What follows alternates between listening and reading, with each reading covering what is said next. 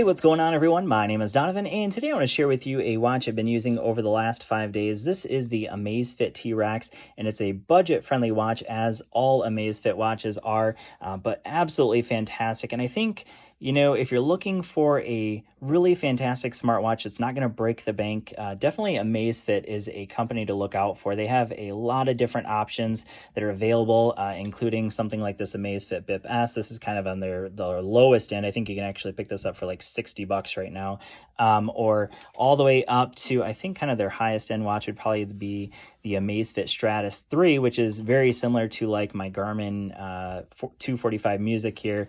That one only comes in, I think, at like $170. So their watches are very budget friendly and really fantastic watches.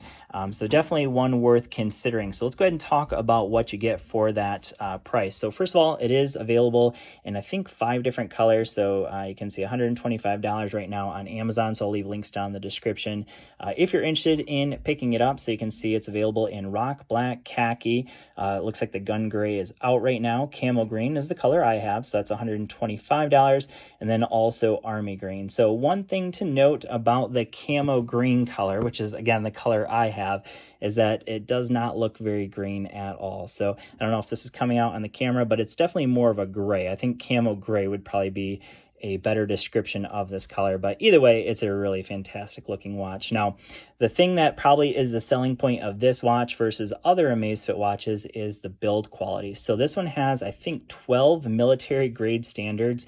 So if we look down here, so it does say military standard 810G. Basically, that just means that it's super rugged. I've actually seen videos where somebody drove their car over the watch, so their tire over the watch, and no issues at all. It didn't have any, it had some scratches on the plastic in the back here, but as far as like the screen, no cracks or anything like that.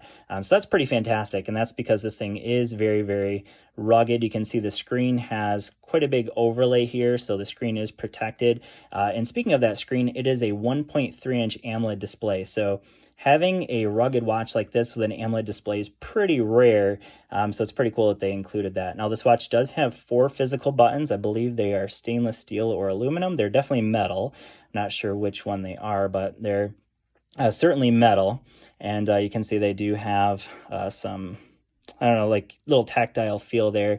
You can definitely feel when you're touching them. But either way, there's 4 of them. There's an up, a down. So of course the screen is touchscreen, but you can also navigate using this up and down option as well.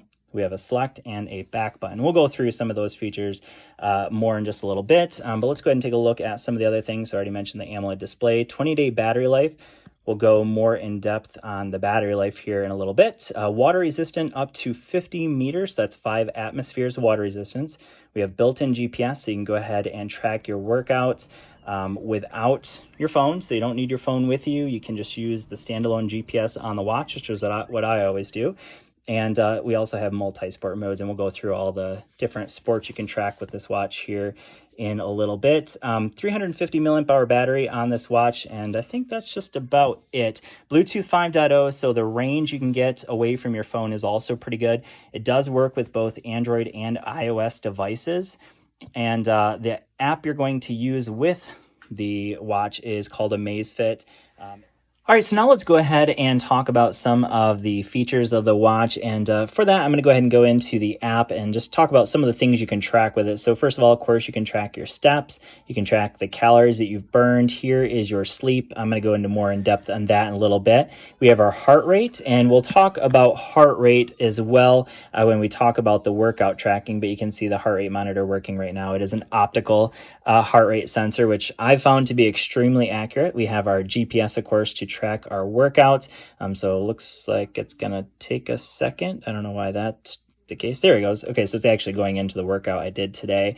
But you can, of course, track your workout standalone. Again, you don't need your phone with you in order to track that. We have our PAI, which is our physiological activity indicator. Yeah, there it is.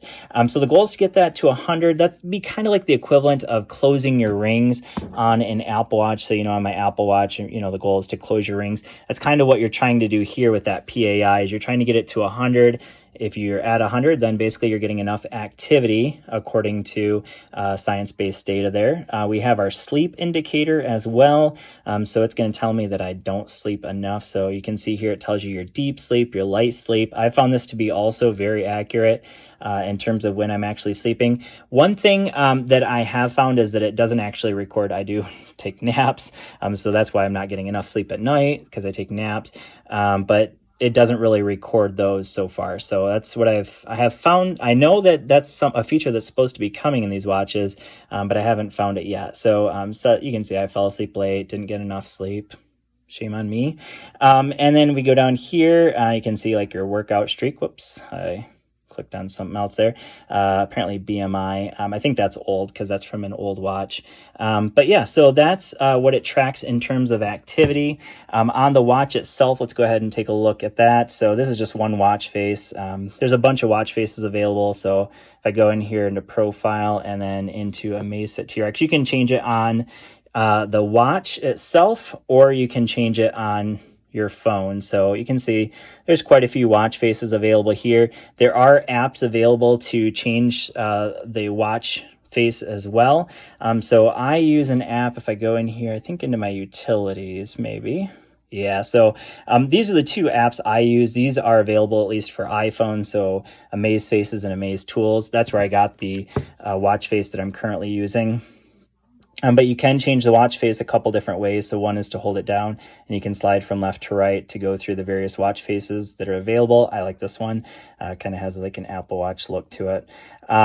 Obviously, that's not going to be for everybody, but that is one thing. If we go over here to the right, we're going to go to our various apps. So status is just going to tell us our calories burned, things like that. There's our PAI again, so it's available on the watch as well. Heart rate's going to tell you your heart rate variability over the day. You can also, of course, take your immediate heart rate at that moment. We have our workouts, so we're going to go into that.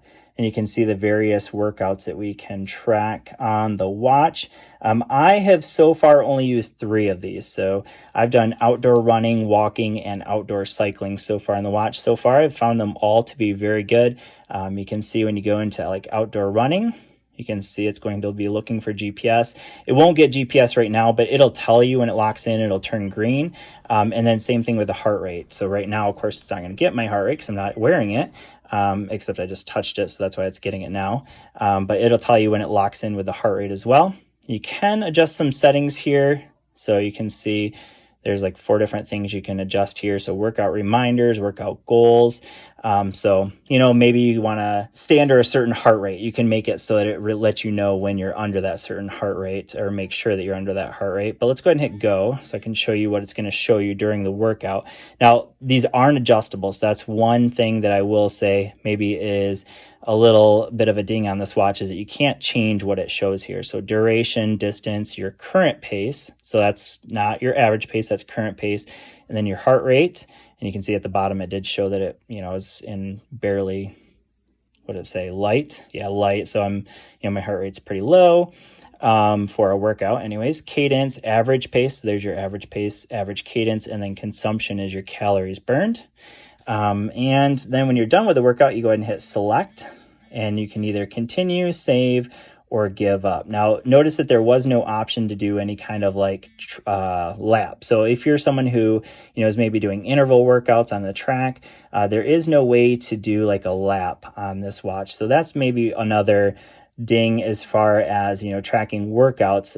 But if you're a casual runner or casual, you know, somebody likes to casually work out, this definitely could be great for you. So there's walking, outdoor cycling, pool swimming. You can adjust how long the pool is within the app there. There's open water swimming, treadmill, indoor cycling, elliptical trainer, exercise. So this would be if you're doing a exercise and you just wanted to track your heart rate, and maybe it's not one of the specific ones that are on here, you would use that one. Climbing, trail running, and skiing. I did actually use trail running yesterday because I was out on trails.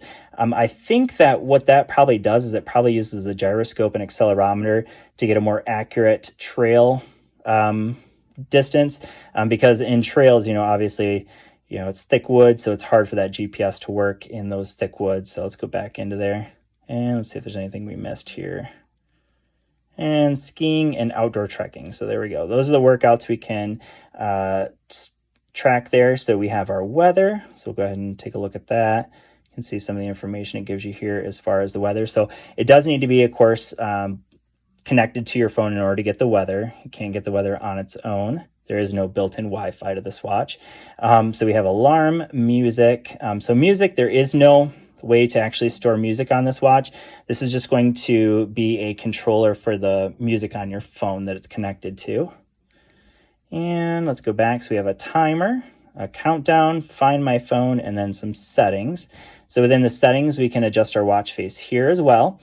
We can adjust the screen on duration. So that's basically how long the screen will stay on.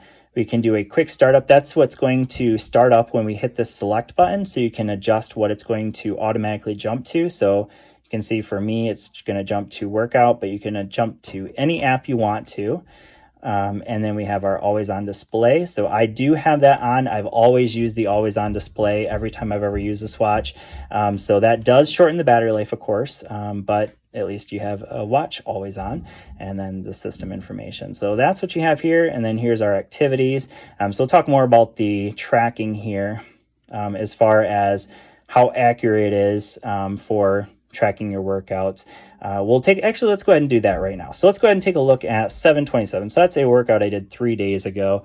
And I'm going to go in here to the Apple Watch app. So this is the same workout. So 8.43 miles, 145 beats per minute. So that was July 27th. So you can see that was using my Apple Watch. So that's what that got.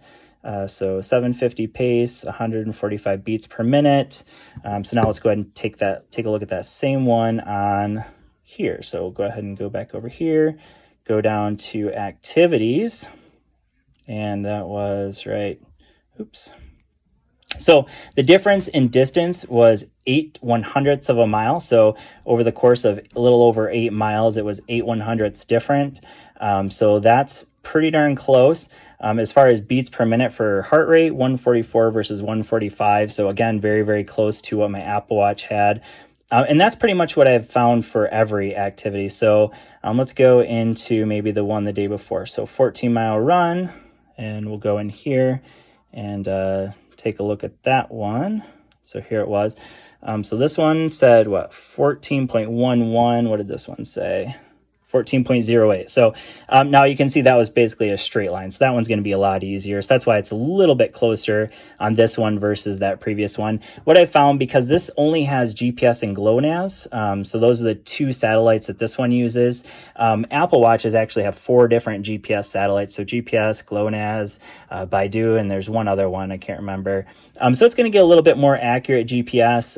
When you're making turns, this one's going to be more accurate versus this one only using 2 GPS satellites. So, if you're doing a real straight line course like this one, over the course of 14 miles, it only was off by 3/100ths of a mile. That's really close versus, on one. So let's look at the average heart rate. So 156. So that's spot on. And that's what I found. As far as the heart rate goes, always pretty much within a beat or two of my Apple Watch. As far as the GPS, not quite as close. The more turns you do, the further off it's going to be. But overall, the GPS has been very, very accurate. So not bad at all in terms of the GPS. Again, the more turns you take, might go off by 1/100th of a mile per mile. So that's not bad overall over the course of, maybe a marathon. You might be a quarter of a mile off if there's a lot of turns in that marathon. As far as the battery life, that's the last thing I want to talk about. Battery life on this watch has been very, very good. They claim 20 days. Now that's under super light usage. So that's if you're only using the GPS for 30 minutes. You can see, obviously, I'm running, 8, 14, 11 miles a day. So I'm using a lot of GPS on this watch. Over the course of today, for instance, I think I went 11 miles today. And over the course of today's run, it only went down 6% in that 11 miles. So you can easily get through, even an ultra marathon with this watch as far as tracking your workout. So no problem with the battery life. So I'm on actually day 3 with 2 workouts since I last charged it. And you can see I'm currently at 50%. So I would say on average about 4 to 5 days of battery life would be pretty normal for me under very, very heavy usage. Again, I'm using the screen always on, so even when I'm not using the watch, it's showing this right here. But then, of course, I have that AMOLED display on when I'm not using, or when I am using the watch, and when I flip my wrist up, of course, as well. So I'm getting 4 to 5 days, maybe 6 days if you really stretch it out under very, very heavy use.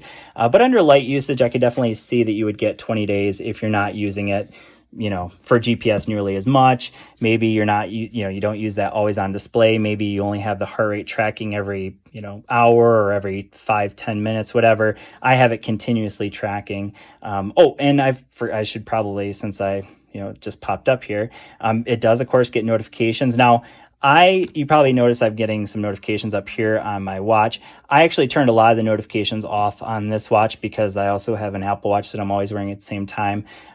So I only make it so it only gets phone calls and text messages. But yeah, you can, of course, get all your notifications. Any notification that goes to your phone, you can also get on the watch. I just find that to be kind of annoying. I don't like getting notifications on both places all the time because then I'm just constantly looking at my phone if I do that. So anyways, any questions you have, go ahead and leave them down in the comment section. I didn't go through all of the quick settings and things like that. So if you have any questions about the watch, let me know in the comment section. Again, affiliate link will be down in the description. Only $125 for the Amazfit T-Rex. A fantastic buy if you're asking me. Obviously, there are some shortcomings that I mentioned, but overall, a fantastic watch. So thanks for watching. I hope this video has been helpful for you, and I will see you all in the next one. Peace.